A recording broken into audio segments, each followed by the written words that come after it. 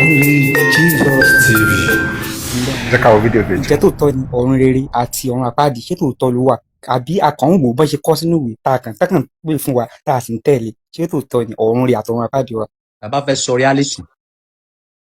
Ọlọ́run àwọn kìrìsìtẹ́nì ló fọ̀jù ọ̀run rere àti àwọn ọ̀run kìrìsìtẹ́nì, but ọ̀run rere yẹn àti inú iná yẹn àwọn kìrìsìtẹ́nì nìkan ló wà fún, àwọn ló ń lọ́nu iná, because ọlọ́run wọn ló ń sọ̀rọ̀ personal ọlọ́run títí wọn tí kìí sọ ọlọ́run tó dá ayé àti ọ̀run, tó jẹ́ wípé ọlọ́run wọn ìṣe ló impersonate ọba tó dá ayé àti ọ̀run.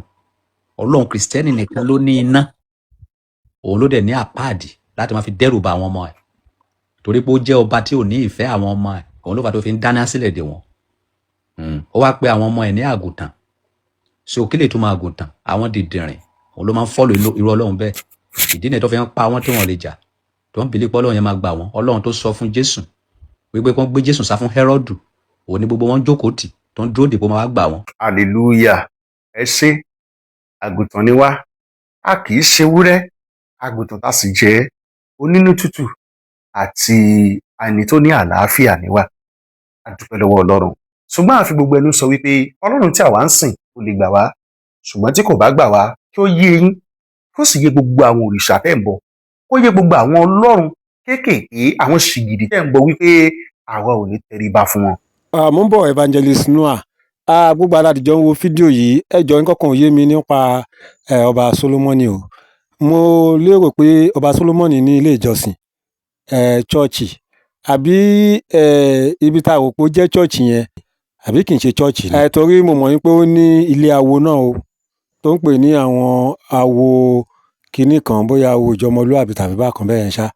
Ṣé ibi tá a túrí tó ti máa ń jọ́sìn tí ó dàbí chọ́ọ̀chì báyìí, ṣé ilé awo náà nìyẹn náà ni? Because èèyàn tó ń sọ̀rọ̀ bí eléyìí ọ̀rẹ́ ò yé mi mọ́, mi ò mọ̀ bóyá ó yé ẹ̀yin tí àdìjọ ń wo fídíò yìí o. Máa fídíò sílẹ̀ o, ẹ máa gbọ́ ohun tí Evangelist Noah tí wọ́n fi dá ọba Solomoni lóhùn. Ó kàn ya ẹ̀mí lẹ́nu ni o, ní pé mo rò pé lágbájá yìí nílé ìjọsìn ni. Tó bá wá nílé ìjọsìn, ṣé kì í ṣe àwọn kìrìsìtẹ́nì, ṣé kì í ṣe kìrìsìtẹ́nì ni wọ́n ń jẹ́ nílé ìjọsìn yẹn ni, àbí báwo? Àwọn nǹkan tí ò yé mi nìyẹn, tó fẹ́ dàbẹ́ ní pé bóyá ó mú ìbéèrè wá. Àmọ́ ṣá, ẹ jẹ́ kí n fọ́rọ̀ sílẹ̀, jẹ́ ká máa wò níṣó, ká gbọ́ ohun tí Evangelist Noah tí wọ́n sọ. Ẹ bá mi share o, yóò dára fún wa, ọpọlọ wa ò ní lọ, ó yá. Ẹ ṣeun. Gbogbo ẹ̀yin tẹ́ bá wo fídíò yìí, ẹ máa share, ẹ sì máa sọ wípé Jesus is the only way. Ẹ jẹ́ ká bẹ̀rẹ̀ báyìí ná. Ibo ni wọ́n tẹ̀ tí kọ́kọ́ rí ẹ̀rọ yẹn wípé Ọlọ́run dá iná fún àwa ènìyàn? From the beginning, primarily Ọlọ́run dá iná nítorí àwa ènìyàn, ṣùgbọ́n nítorí èṣù àti àwọn áńgẹ́lì rẹ̀ tí wọ́n ṣubú la ṣe dá láti jẹ́ ibi ìjìyà fún wọn. Àmọ́ tá a bá wá rí ẹni tó jẹ́ pé ó kọ ìlànà Ọlọ́run sílẹ̀, tó lọ yan ẹ̀mí rẹ̀ fún ara rẹ̀, tó yan àwọn èṣù yìí, irú ẹni bẹ́ẹ̀ lè bára rẹ̀ bẹ́ẹ̀. Ẹ rí i pé nínú ìwé Jòhánù nígbà tí Jésù sọ fún àwọn Farisí àti Sadusí pé èṣù baba yín lẹ̀yin ṣe, ìfẹ́kúfẹ̀ẹ́ baba yín lẹ̀yin sì fẹ́ ṣe, apànìyàn ni òun láti ìpìlẹ̀ sọ̀rọ̀, kò sì dúró nínú òtítọ́. Nígbà tó bá ń sọ̀rọ̀ èké ló máa ń sọ. So àwọn tó bá ń live life according to the life of èṣù yẹn, wọ́n máa lọ sínú náà yẹn. So kì í ṣe pé Ọlọ́run dá nítorí èèyàn, torí èṣù àtàwọn áńgẹ́lì rẹ̀ ni, àmọ́ ẹni tó bá gbé ìgbé ayé rẹ̀ bíi tiwọn ló máa lọ bẹ̀. Ẹ jẹ́ ká wo nǹkan tí Bíbélì sọ ní Matthew chapter 25 verse 41. Ó nígbà náà ni yóò sì wí fún àwọn tí ọwọ́ òsì pé ẹ lọ kúrò lọ́dọ̀ mi, ẹ̀yin ẹni ègún, sínú iná àìnípẹ̀kun tí a pèsè sílẹ̀ fún èṣù àti fún àwọn áńgẹ́lì rẹ̀.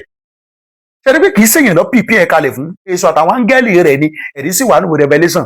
Bọ́ àwọn tó bá lọ gbé ìgbé ayé wọn bíi ti èṣù àtàwọn áńgẹ́lì rẹ̀, wọ́n wá rebellious, wọ́n á join ẹ̀ bẹ́ẹ̀ torí ìjọba tí wọ́n submit fún nìyẹn. Tẹ́ bá lọ sínú the book of Revelation chapter 20 verse 10 and 15, ó ní a sì wọ́ èṣù tó ń tàn wọ́n jẹ lọ sínú adágún iná àti sulfuru, níbi tí ẹranko àti wòlíì èké ní gbé wà, a ó sì máa dá wọn lóró tọ̀sán tòru láé àti láéláé.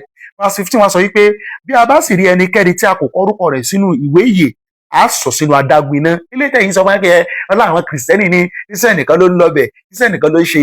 Ọlọ́run ní ever bend the standard of anybody.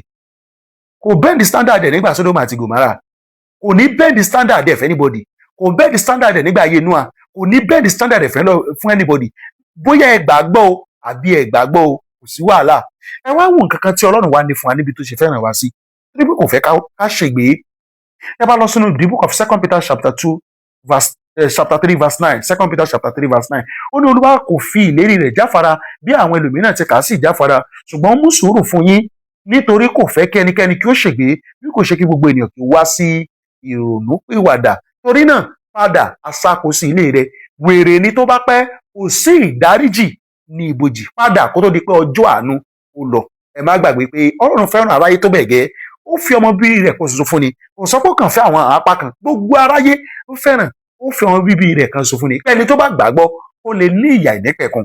Kò rán láti dá ayé lẹ́jọ́ o, ṣùgbọ́n wọn náà sí ayé láti gba aráyé là. Ṣùgbọ́n àwọn tó bá wá kọ̀ ọ́ nígbà tó bá di ọjọ́ ìdájọ́, níbo ni wọ́n máa yọrí sí ní ọjọ́ náà? Àgbàládùn àìpò orí ọ̀fẹ́ Kristi àti ìgbàlà rẹ̀ ó wọnú ọkàn yín lọ. Thank you for watching and sharing. God bless ẹ you. ṣeun evangelist Noah, àlàyé yín yé wa. Ẹ má yẹ lọ o, lórí ọba Solomoni yìí àti evangelist Noah yìí náà la tún ṣì wà o. Ẹ tún gbọ́ eléyìí náà, eléyìí tẹ́ bá tún gbé eléyìí ó tún máa yà yín lẹ́nu. Ẹ máa rò pé ó dàbẹ̀ ní pé máa yìí ó mọ òótọ́ ṣùgbọ́n ó fi òótọ́ pamọ́, ó wá ń sọ èké jáde. Ó ń kọjú ìjà sí òtítọ́ nítorí nǹkan ṣoṣo. Kí dẹ̀ ni nǹkan náà? Nítorí owó. Nítorí owó ó ń deceive àwọn followers. Ẹ wá gbọ́, ẹ tún gbọ́ eléyìí náà. Tọ́ ni Ọlọ́run wà lóòótọ́. Èwo nínú Fẹ́ Ọlọ́run? béèrè kò Ọlọ́run wo lẹ ẹni sọ? tó ń jẹ́ pé Ọlọ́run gangan tí wọ́n sọ pé ó dá ayé àtọ̀run, ṣé tòótọ́ ló wà? Ok, eléyìí tó dá ayé àti ọ̀run wà. Bẹ́ẹ̀ ni, ṣé tòótọ́ ló wà? Ẹ ó wà. Àbí psychologist ni? No, eléyìí tó dá ayé àti ọ̀run wà. But Okay. Ọlọ́run Kristẹni, Ọlọ́run Mùsùlùmí, Ọlọ́run ìṣẹ̀ṣe kò sí. Àtọwọ́dá nìyẹn. Okay. Ẹ mọ̀ pọ́lọ́ Nǹkan kan rú mi lójú ni pé ẹ wo irú ọmọ tí wọ́n dé lòpin ní ọrùn mọ́ ẹsẹ̀ ọmọ Okay. 2 years yẹn tí ò mọ̀ kankan. Tó bá yẹ pé Ọlọ́run wà, kí ló dé tí Ọlọ́run lè pa abẹ́rẹ́ lẹ́sẹ̀kẹsẹ̀? wá sórí rẹ̀, that is a big question. Ọlọ́run ò rán ẹ kó bímọ. Ìwọ lóhùn kó bímọ. Tí ọmọ ẹ bá sórí rẹ̀ ò ní pé Ọlọ́run sí. Ìwọ ló máa jóúnjẹ ọmọ yẹn. So ìwọ ló mọ nǹkan tó sí ẹ tí ò lè gáìdì ọmọ ẹ. So Ọlọ́run ò ní dáhùn sí ọ̀rọ̀ ọmọ tó bí. Ọlọ́run ò ní dáhùn sí ọ̀rọ̀ ìyàwó ẹ. Ọlọ́run ò ní dáhùn sí ọ̀rọ̀ ọkọ ẹ. Oore tí Ọlọ́run tó dá ayé àti ọ̀run máa ń ṣe, ó máa fẹ́ atẹ́gùn fún everybody. Á fún everybody ní ìmọ́lẹ̀. Á fún everybody ní omi. Á fún everybody ní everything. Ṣùgbọ́n ìgbé ayé ẹ kò kan Ọlọ́run. Bó bá rìn lọ síbi tó máa ti kú, okú dànù. Tó bá rìn lọ síbi tó máa ti ṣoríire, you are on your own. Tó bá rìn lọ síbi tó máa ti pa, you are on your own. So Ọlọ́run kì í dáhùn, Ọlọ́run ọba tó dá ayé àti ọ̀run kò kì í dáhùn sí irú àwọn kéèsì bẹ́ẹ̀. Praise the Lord, hallelujah. Tá a bá fi dúdà tiwa nípa ìwọ̀nba ọ̀rọ̀ yìí rere tí Kristi jẹ́ kó yé wa, kò sí nǹkan tó lè ṣe ìgbàgbọ́ wa nígbà tá a bá gbúrò àwọn ọ̀rọ̀ báyìí. Akọ̀ rẹ̀ ni pé ọ̀rọ̀ àìlóye ni.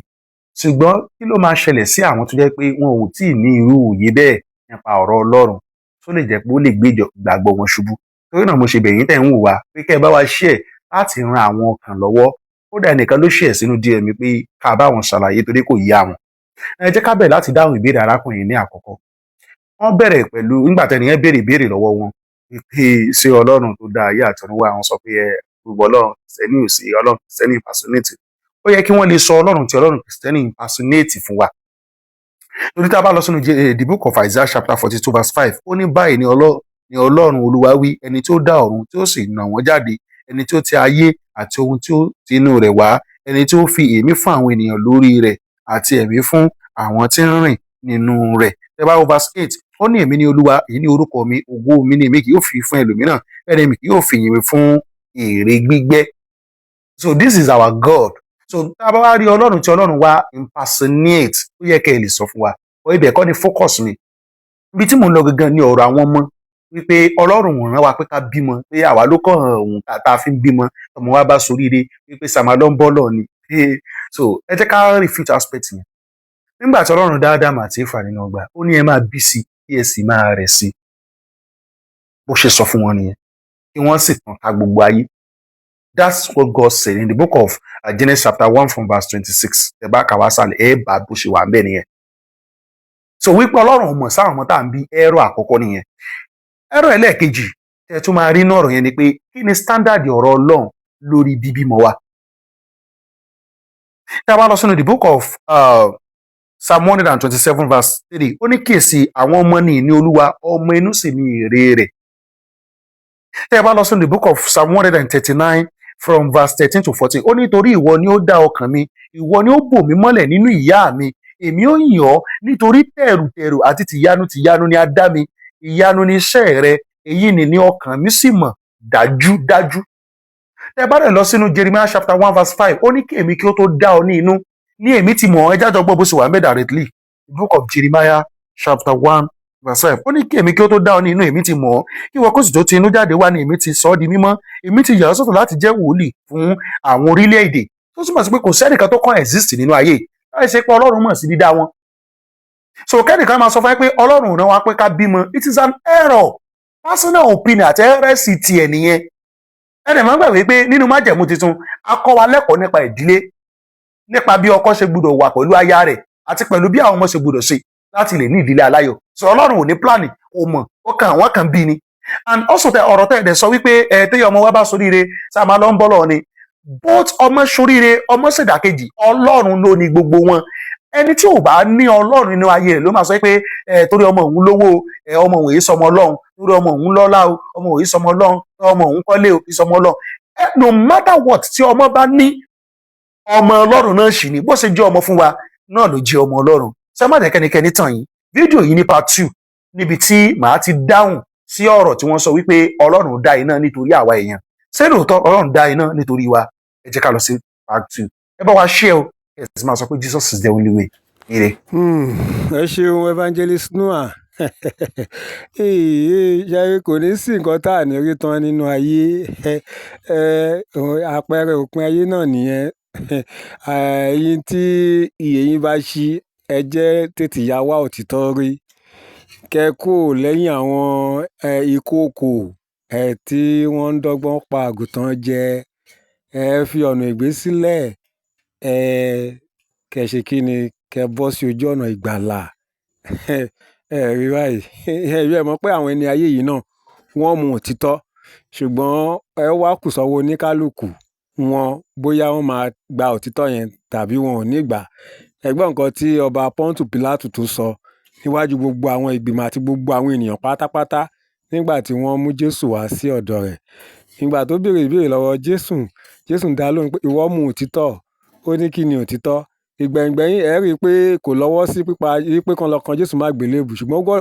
ó kàn ní láti ṣe ìfẹ́ àwọn ará ìlú ni ó fọwọ́ ẹ̀ ó yọwọ́ gẹ́lẹ́ nínú ẹ̀ tó kó mú òtítọ́ so gbogbo àwọn èèyàn wọ̀nyí náà wọ́n mú òtítọ́ o ṣùgbọ́n àti ṣe àti tẹ̀lé nítorí ọrọ̀ nítorí àti jẹ nítorí àti mu nítorí àti kó àwọn èèyàn jọ pé kán lè lérò lẹ́yìn so àwọn tó dẹ̀ ń fẹ́ kí àwọn bí àwọn tí wọ́n wò bí aṣíwájú wọn bí nínú aṣíwájú ẹ̀sìn àwọn tí wọ́n ń fẹ́ máa gbọ́ nǹkan tí wọ́n ń sọ wọ́n á fẹ́ máa tẹ̀lé wọn pé nǹkan tí wọ́n fẹ́ ní lágbájá yìí sọ wọ́n á fẹ́ máa tẹ̀lé wọn ẹ wo ètò ayé wa ò ní dojú ọpọlọ wa ò ní lọ ẹ ṣeun láìpẹ́ a ó tún padà wá ní àlàáfíà.